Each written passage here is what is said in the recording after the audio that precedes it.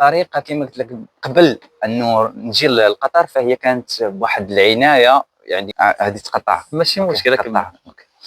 هذه خطا. ما كانش عندك واحد الاكسبيرينس ما تجيش طبعا بارد طبعا كشاف. طبعا لازم انك تعرف طبيعه الاكل اللي غادي تاكله، واش غادي يوالمك ولا ما غاديش يوالمك، فهمت؟ كما عاوتاني صعوبه كنلقاوها مهم. مثلا كتمشي دوز انترفيو عند هندي، اكزاكتومون. راه كيتكلم بالانجليزيه ولكن الانجليزيه ما تفهموش. طبعا حاولوا يعطونا الموتيفيشن اللي عطاونا هكذا. طبعا الموتيفيشن. لا نقاطعك آه. ندير لكم السيدر باغي يمشي. السلام عليكم اخواننا اخواتنا، مرحبا بكم في حلقه جديده رحله مغترب. ضيف الحلقه اليوم معنا السي محمد امين. السلام عليكم، تحياتي لكم ومرحبا بكم معايا عندكم كما كنقول. السي امين، عارف الكونسيبت ديالنا شنو هو؟ انك غتعاود لنا الحياه ديالك، حياه الغربه. اوكي. اول حاجه عرفنا براسك. الاسم ديالي هو محمد امين. يعني حاصل على الاجازه في الاقتصاد والمانجمنت، وعندي كذا عده اشياء في الاداره والتسيير، والحمد لله يعني هكذا. يعني جيت لقطر هنا واخذت كذا اكسبيرينس حتى هنا في هذا البلد السعيد والجميل ما شاء الله عليه، وهكذا يعني بدات المغامره كما نقول. غنرجعوا معك شويه للمغرب. اوكي. نرجع معك ولكن تفكر معايا شويه مزيان. اوكي حتى الشيء مرحبا. غتعاود ترجع شويه للور. مرحبا. كتفكر كيفاش فكرت انك تجي لقطر؟ في اول شيء قطر بالنسبه لي كانت قطر، وكانت كدوله عربيه يعني كخليج. بالنسبه لي كانت حاجه اللي كنت باغي انني كانت من لي زوبجيكتيف عندي انني نجي لهم. يعني من الاهداف اللي عندي كانت انني نجي زياره لهنا لهذه الدوله، يا اما قطر يا اما الامارات يا اما الكويت. فكانت الوجهه الاساسيه اللي عندي في البدايه اللي هي لا ديستيناسيون اللي هنايا كانت قطر. قطر ما شاء الله دولة حلوة، ودولة اللي فيها بزاف د الحوايج ممكن تكتشفهم. بزاف د الحوايج اللي علمتني قطر، بزاف د الحوايج اللي علمتني عليهم، يعني من البداية حتى النهاية. لا، الفكره ديالي واش كانت عندك انك فكره، واش كان عندك حلم ولا ظروف اللي خلاتك تجي لقطر؟ اوكي. هذه تقطع. ماشي مشكله كمل. اوكي. اول حاجه قطر في البدايه، انني قبل ما نجي لقطر فانا كنت مستقر في المغرب. المغرب كانت عندي الشغل ديالي كاي انسان يعني مغربي. من بعد قبل ما نجي لقطر فانا حاولت انني نشوف كطريقه باش نشوف الميدان ديالي، فهمتيني؟ يعني كانت الاداره والتسيير هي الميدان ديالي. فانا حاولت نقلب على شي حاجه موجوده هنا في قطر اللي تابعه المجال ديالي. فهذا هو الاساس الاول، ويعني الاوبجيكتيف الاول اللي خلاني انني نجي هنا لقطر. يعني انت جيتي على اساس تبع الدومين ديال الخدمه ديالك. طبعا. شنو كان الخدمه ديالك؟ الخدمه ديالي انا كانت في الاتش ار اسيستنت هيومن ريسورس في الموارد البشريه، واشتغلت في عده مجالات اخرى ثانيه. واشتغلت كما قلت لك في الاداره والتسيير حتى هي. في عده مجالات هما في الريسبشنز، اشتغلت في مثلا في السوبرفايزر في ايفنتس في المغرب. الشغل ديالي كان في الاداره والتسيير كما قلت لك في الموارد البشريه، وكان الديبارتمنت عندنا في الموارد البشريه. واشتغلت في الجهه الثانيه ككارفور في المغرب. في المغرب هذا في كارفور، في مرجان، في عده مجالات، يعني ماشي مجال واحد، في كول سنتر حتى هو. فيعني هكذا بدات يعني كانش عندك واحد الاكسبيرينس ما جيتيش طبعا لا كما كنقولوا ما جيتش كما كنقولوا غير هكذاك. فانا جيت كاي مغترب يعني هنايا جا لقطر، جيت على اساس فيزا وورك، يعني طلب عمل، طلب شغل. فالحمد لله تلبى لي الطلب ديالي، وهكذا كانت المسيره ديالي هنا في قطر. وكيفاش جيتي لقطر؟ كيفاش كانوا الاستعدادات الاولى انك خديتي فيزا؟ الاستعدادات عرفتي طقوس لي كيفاش غتفارق الوالدين وغتجي لبلاد اخرى؟ فطبعا عاود لك الاجواء كي كانوا.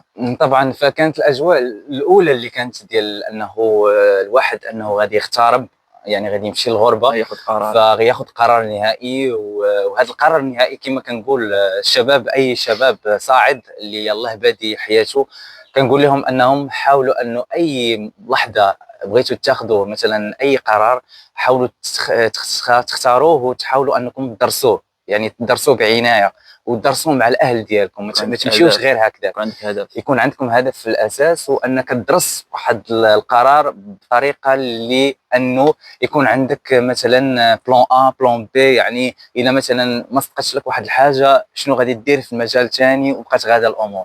فهي طريقه كما قلت لك قبل انه نجي للقطر، فهي كانت بواحد العنايه، يعني بواحد الطريقه لانني فكرت فيها، وفكرت بانني نحاول انني نخرج من ذاك السيركل ديال الزون سيفتي، يعني نخرج من ذاك المجال ديال الامان، ديال انه عندي خدمتي، عندي كذا، عندك صالير، عندي صالير ديالي، عندي امور ديالي، مسائل ديالي. فانا حاولت انني خديت الريسك، فهمتيني، يعني خديت واحد الريسك، واحد الخطوه اللي ما عرفتش شنو غادي تكون بالمقابل، ضريبه واش فيها ايجابيات ولا فيها سلبيات عليا انا. طبعا. تحياتي لك. الله يحفظك الله يحفظك. منين جيتي لقطر شنو هما الصعوبات الاولى اللي كانوا عندك؟ طبعا كأي مغترب، تذكر الصعوبات الاولى؟ طبعا لغه، طبعا، ناس اجانب اخرين من جنسيات اخرى. فاول حاجه كما كنقول حنا بالمغربيه، حطيت رجلي هنايا في قطر. اول حاجه اكتشفت اول حاجه انه الكليمه، يعني الجو، الطقس ديالهم مختلف تماما على المغرب، هذه خذوها بالاساس. اختلاف من ناحيه الرطوبه، من ناحيه درجه الحراره، من ناحيه المناخ، يعني كيتغير بشكل مفاجئ. ولكن كدوله ما شاء الله دوله حلوه. حاولت تعيش طبعا. في الاول ماشيش مع الايس. طبعا في الاول ما كنتش عارف بانه قطر كدوله كتشتغل على الداخل ديالها كلها مكيفات. يعني كلها فيها مكيفات، فهذا قليل الناس اللي عارفين هذه القضيه، انه قطر بالداخل ديالها كلها مكيفات، ما تقدرش تعيش بلا مكيف، يعني ما تقدرش تعيش بلا مكيفات. فمثلا شهر 7، مثلا شهر الصيف، تقريبا شهر 4 5 6 فكيبدا يطلع درجه الحراره، ومن تما كيكون عندك مشكل ديال انه الرطوبه. فالواحد ضروري انه يدخل المكان ديالو باش انه يرتاح وكذا. طبعا. يلا خرجتي من المطار ولا في المطار كيبانوا لك الاجواء؟ اضواء، الشوارع، السيارات، الناس لابسه كشخه. فاول حاجه انا لما جيت هنايا لقطر باقي نعقل، جيت في جون، يعني جولاي، يعني جيت في شهر 6 7. فكما كانت درجه حراره مرتفعه بزاف، وكانت نسبه الرطوبه مرتفعه، كانت تقريبا باقي عاقل. كنت باقي شيكت على يعني شفت البورتابل ديالي، الطقس يعني الهاتف، لقيت واصله ل 79% الرطوبه درجه عاليه. فباقي عاقل اول مره خرجت للمطار، تحل الباب بحال هكا، ضربتني ديك الرطوبه وذاك الصهد ديال قطر. فتماك عرفت بانه هذا البلد يعني بلد اللي خاصك انك تصابر فيه وانك تتاقلم فيه. يعني ماشي سهل انك تتاقلم مع بلد اللي ما شاء الله عليه، اللي فيه تطور، وفيه ما شاء الله تعداد سكاني ما شاء الله، وفيه عدد مختلف من انحاء العالم كامل جايين لهذا المكان وباش يخدموا مع بعضياتهم.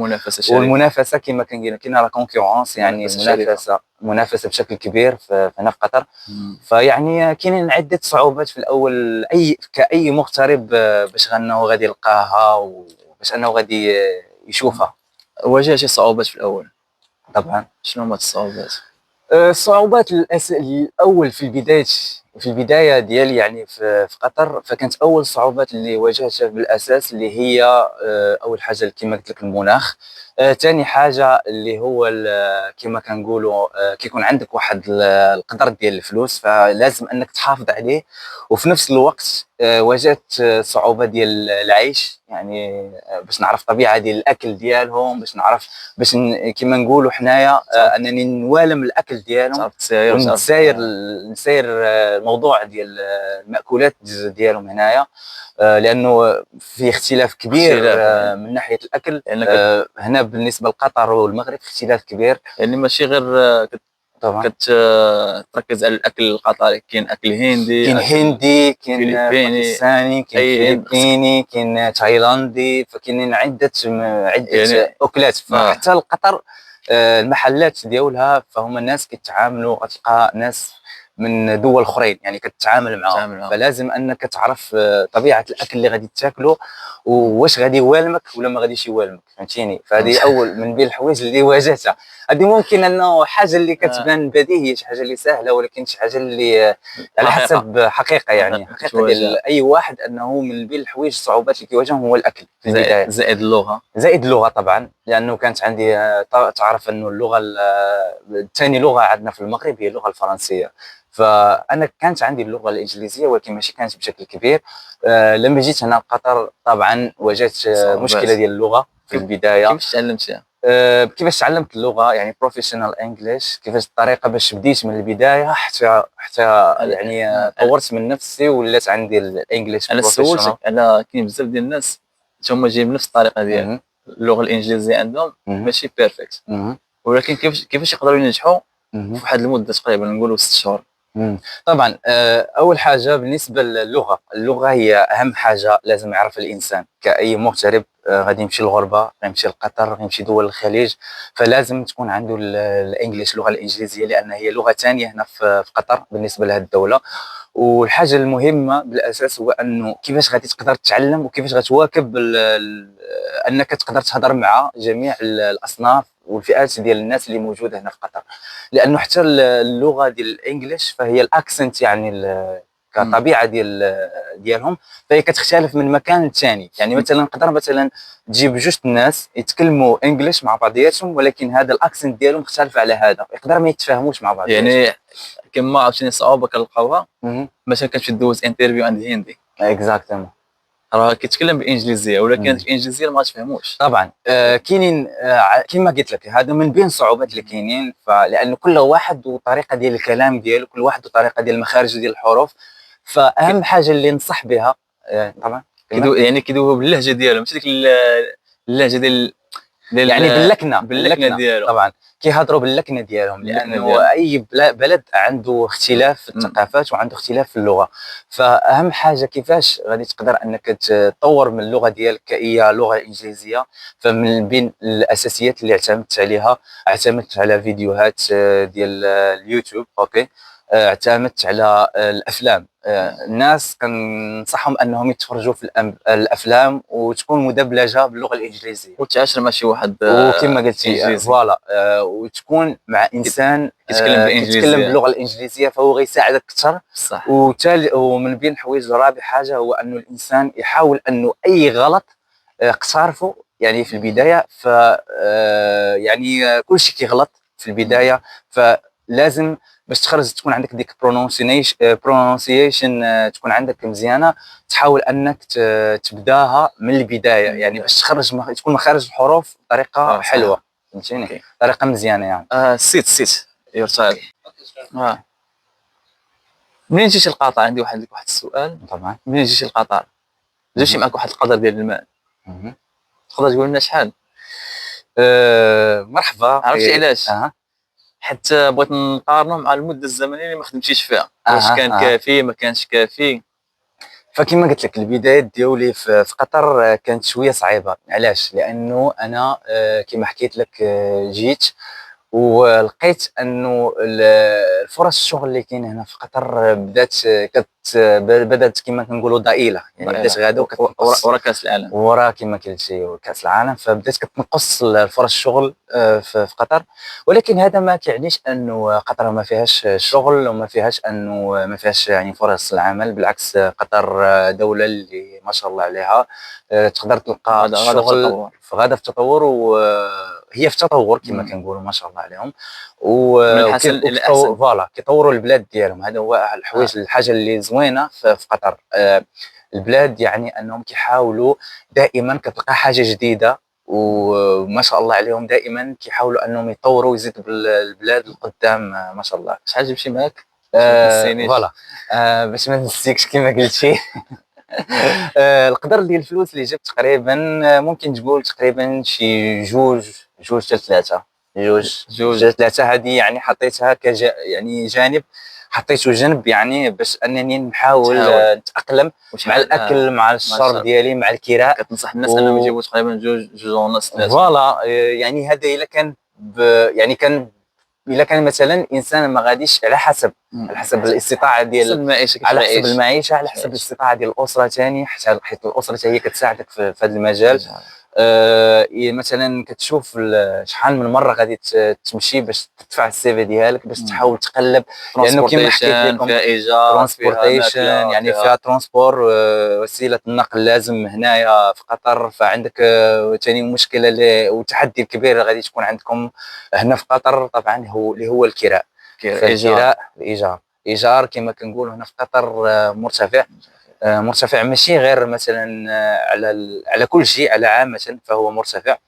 هذا ماشي دليل، ماشي يعني بشكل سلبي كنقولوا على انه مرتفع، يعني راه ما غاديش الانسان ما يقدرش يجي لقطر، لا على حسب بالعكس، على حسب كل بالعكس كما كنقولوا زيد الماء زيد الدقيق. كما قلتي تزيد الماء تزيد الدقيق. الا الانسان باغي انه يشوف شي حاجه ما احسن فلازم انه يكون صبور ويخلي واحد القدر ديال الفلوس ديالو، ويحاول انه يطور يعني من الشخصيه ديالو في هذه الدوله، يعني لانه ما شاء الله غادي يتلاقى مع ناس اللي غادي يوصلوه بحوايج ثانيين طبعا.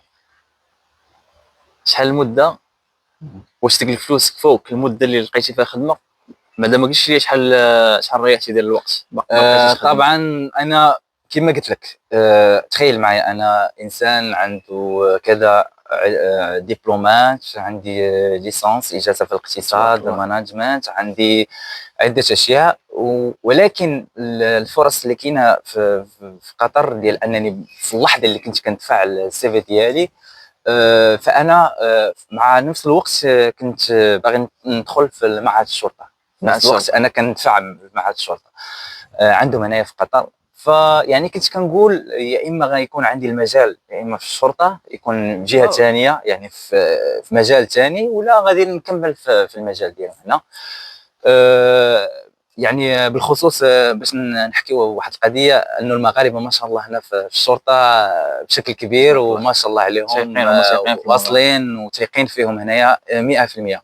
فهذا واحد الحاجه اللي كنبغي نشكر الدوله القطريه على انه عطات الثقه طبعا الدوله المغربيه على انه الناس اللي كيجيو عندها يروحوا ديريكتومون التكليف الشرطه كما كنقولوا فوالا التكليف. ودابا جاوبني على السؤال ديالك. السؤال انا نوصل لك للسؤال ديالك.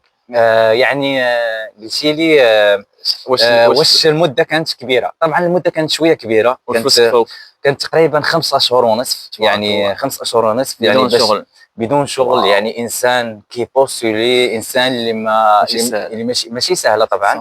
ما تكفيكش 3 مليون، ما تكفيكش، ما غاديش تكفي طبعا، ما غاديش تكفي لانه علاش من داركم طبعا كما قلت لك. فالاسره كما قلت لك واحد ساعدتني الام ديالي الله يخليها ليا، من هذا المنبر التحيه الام ديالي، الاب ديالي طبعا اللي ما نسانيش، الاسره كعامه بالسيبور ديالهم وشجعوني على انني ما تفقدش الامل في اي مجال، في اي مجال حطيت عليه راسي. صراحه هذيك ظروف صعيبه طبعا. هذيك شكون اللي كيحس بها؟ غير اللي كان عايش. طبعا فهي واحد الظرف اللي ما غاديش يحس بها اي واحد، لانه انسان كمغترب وجيتي لوحدك لواحد البلد اللي ما كتعرفش عليه بزاف د الحوايج، ما كتعرفش القانون، وخليتي الاهل ديالك الام ديالك، خليتي المستقبل ديالك كنتي انك شغال مزيان، خليتي المستقبل ديالك يعني، كنتي شغال في واحد البوست اللي زوين، كنتي في واحد المجال ثاني اللي مزيان، وحاولتي انك تروح المجال الثاني. يعني ما كانش سهله بالبتات في ذاك الوقت. كنتي كتفكر كتقول انا علاش جابني هنايا، كون بقيت غير في البلاد خصني نرجع، ما نبقاش هذا الشيء يقدر يطول عامين. طبعا ملي كنقول لك كيدخلك الشك. طبعا ملي كيجيك في البدايات مثلا ملي كتكون عندك ديك 3 شهور ولا 4 شهور، فكيبدا يجيك واحد كانه ماشي تأنيب الضمير، وانه كيجيك واحد في الداخل ديالك كيكونوا جوج الناس بالداخل ديالك، واحد كيقول لك علاش جيتي لقطر، وواحد كيقول لك كون ما جيتيش لقطر، اولا كمل، فهمتي، كمل في المجال ديالك. فهمتيني. كيقول لك واحد كيقول لك كمل في المجال ديالك، وواحد كيكون ضد هذاك الشخص الثاني. فكما كنقول واحد ايجابي وواحد سلبي.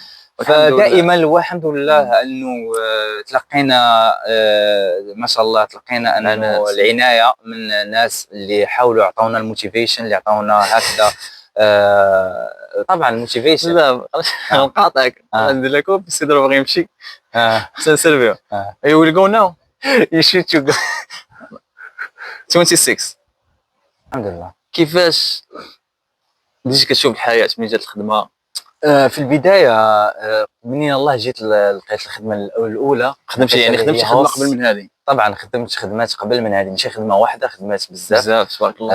يعني خدمت هوس كمضيف، خدمت في ايفنتات، خدمت واحد المكان كسوبرفايزر ثاني في واحد المحل.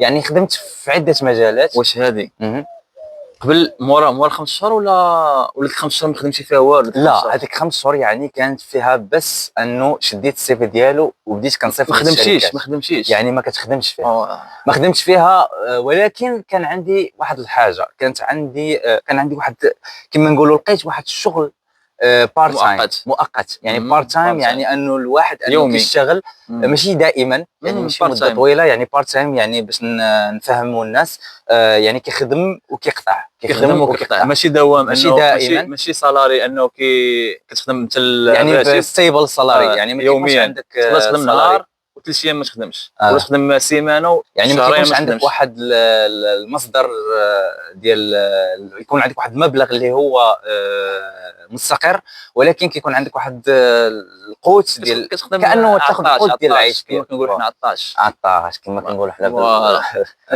هذا هو اللي كاين، هذا اللي كاين سيدي. من بعد عاد جاو فرص اخرين ديال الشغل كما كنقولوا اللي سيدي امين. نعم اخويا. نعم سيدي عادي. سيدي عادل، دوين على الناس عاونوك في الاول، الاصدقاء ديالك. كيفاش لقيتي الاصدقاء؟ لقيتي كلشي مزيان ولا شي كيعاون شي كيحفر لك شي؟ غنقول لك واحد الحاجه، يعني ما تلقاش كلشي مزيان. طبعا هنا في الغربه لازم الناس يفهموا واحد الحاجه، انه في اي مكان، في اي مكان في العالم كامل، فكما كنقولوا حنا بالمغربيه كاين طوب وحجر.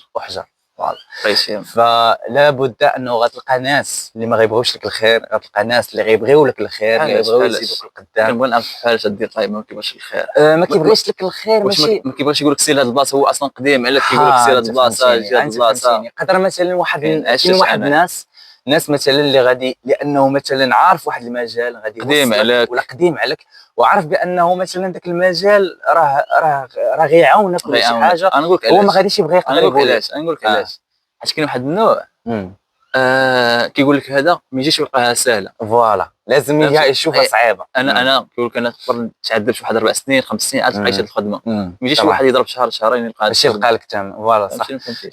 كما قلت لك كاين هذا النوع، وانا ما كنصحش انه الناس تكون بحال بهذه الطريقه. علاش؟ لانه حنا كناخذوا كاكسبيرينس، كناخذوا واحد الاكسبيرينس، كنواجهوا المصاعب، كنواجهوا واحد المتاعب، واحد الصعوبات، باش انسان مثلا واحد انسان اللي هو اخ ولا اي انسان مغربي، احنا مغاربه حرين، يعني اي انسان مغربي هو ولد بلادك، يمثل بلادك ديالك في هذه الدوله، فهو منين غادي يجي عندك فلازم انك توريه الحوايج اللي خايبين، توريه الحوايج اللي مزيانين، تنصحوا، تعطيه نصائح في عده اشياء اللي غادي يساعدوه في الحياه ديالو، يساعدوه في انه غادي يكمل وما غاديش يتعذب كما تعذب بحال ويعذب والديه ولا كما قلت، ما يعرفش الفلوس ملي كتجي. طبعا قليل الناس اللي كتفكر بحال لازم الواحد يفكر هذا. لو كان حنا التفكير ديالنا غادي بهذه الوجهه وبهذه الطريقه، فما شاء الله كنا وصلنا فتنا دول متقدمه، يعني فتنا دول متقدمه يعني في هذا المجال.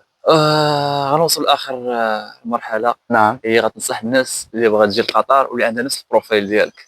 يعني انا البرنامج ديالي غنختار بزاف ديال الناس عندهم بزاف ديال البروفيلات مختلفه. يعني نتايا كاين عشرات ولا مئات في المغرب ولا في الجزائر ولا في تونس عندهم نفس البروفايل ديالك. اتش ار كيقرا شي ديال الماناجمنت، شي حاجه الماناجمنت، شي حاجه ديال يعني كيشوف كيقول واش مشى واش نمشي لاوروبا ولا نمشي لقطر ولا نمشي لكندا ولا امريكا؟ اها. باش كتنصح الناس اللي غتجي لقطر؟ النصيحة الأولى اللي عندي لأي واحد كمغترب، لأنه غيجيو عنده كذا، سواء الناس اللي عندهم كذا في أي ميدان، يعني ما كنقولش أنايا مثلا في ميدان الإداري ولا ميدان، يقدر مثلا يكون الإنسان ميدان طبخ ولا ميدان ثاني كيقلب على الشغل. فأي واحد لازم أنه يدرس ويعرف، إلا جا مثلا هنا لأي دولة كمغترب، يعرف انه يسير راسه ويسير حياته في هذاك النطاق ديال هذاك القدر ديال الفلوس اللي هو جايب معاه. لانه علاش الانسان كيطيح في واحد لا سيتوياسيون ديال انه مثلا يقدر هذاك الفلوس ما يكفيوش، ويطيح في واحد لا سيتوياسيون، ولا يطيح في واحد الموقف ديال انه لازم ياخذ ويساعدوا الاهل ديالو. فاي واحد كمغترب لازم يدرس ويعرف شنو غادي يمشي. واحسن حاجه انه الناس تمشي عن طريق فيزا ورك، يعني تمشي عن طريق الشغل، ما يجيش يتعذب هنا، ما يجيش يتعذب، يعني كما كنقولوا يجي عن طريق كانه جاي سياحه ولا شي حاجه. علاش؟ لانه ملي كيجي كفيزا ورك، واصلا الشركه هي اللي كتكلف ليه بكل شيء. من الغد ليه كيخدم، طبعا من الغد ليه كيخدم، يعني ما كاينش ما حاجه 5 شهور طبعا يعني. كيكون عنده اكوموديشن، يعني كيكون عنده السكن، ترانسبورتيشن، عنده الترانسبور يعني وسيله النقل، كيتهنى من كل الامور، يعني كيتهنى من كل الامور، وكتولي كتسهل عليه الفرصه ديال انه غادي يجي وغادي يعيش حياه اللي كريمه، وحياه اللي ما شاء الله. حتى انا كنصح بهذه النصيحه. طبعا، لانه كما كنقولوا انا وعادل ما شاء الله، عادل تقريبا 8 سنوات وهنا في قطر.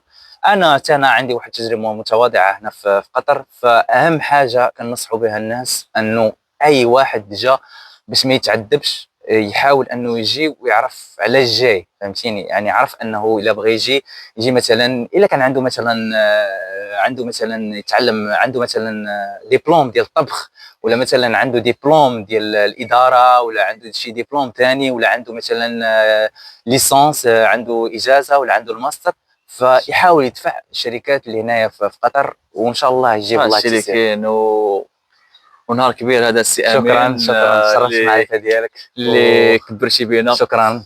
واحد السؤال، احنا في اول نهار ديال رمضان، احنا في الساعات الاولى ديال رمضان، طبعا اخر سؤال اللي وغنختموا به، كيفاش رمضان في الغربه؟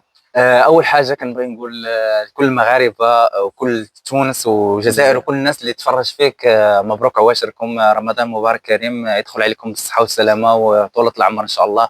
وكما قلت لك رمضان هنايا طبعا ماشي ما غاديش يكون كرمضان كما كتعيشوا مع الاسره ديالك ومع الوالدين، مع التقاليد ديالك اللي هي التقاليد العريقه ما شاء الله في المغرب. المغرب اللي هو بلد اللي كيحترم محتفظ على التقاليد ديالو، ومن جيل لجيل، يعني ماشي غير مثلا كنهضروا على اليوم، مي كنهضروا على اجيال قبل. فهو محتفظ على التقاليد ديالو اللي مخليه عاطيه واحد الطابع ديال انه غادي كيبين كيفاش كتعيش، كيفاش دوزت هاد رمضان اللي دازو. رمضان اللي كان قبل داز مزيان، يعني كاين شويه رغم انه كتحس بالفرق. طبعا كاين فرق، خاصك تجي طيب نتايا تسخر نتايا. طبعا كما كنقولوا حنا في الغربه، يعني الواحد لازم يعتمد على نفسه، بالنسبه من ناحيه الاكل، من ناحيه الشرب، من ناحيه الطياب، من ناحيه امين كبيره باش نتسامحوا ونتسالموا. هادشي اللي كاين. خويا امين، تحياتي لك خويا مره اخرى. شكرا لكم، وتحياتي للطاقم ديالك والسيد سميتو الكاميرامان ديالنا حتى هو سميتو ما شاء الله. واتس يور نيم؟ مصدق. his name مصدق. Thank you, Mr. Mossadegh. I'm so appreciate because already you are with us, and yeah, we would like to say thank you for all people here, all people from Bangladesh. also. So thank you so much. Bye.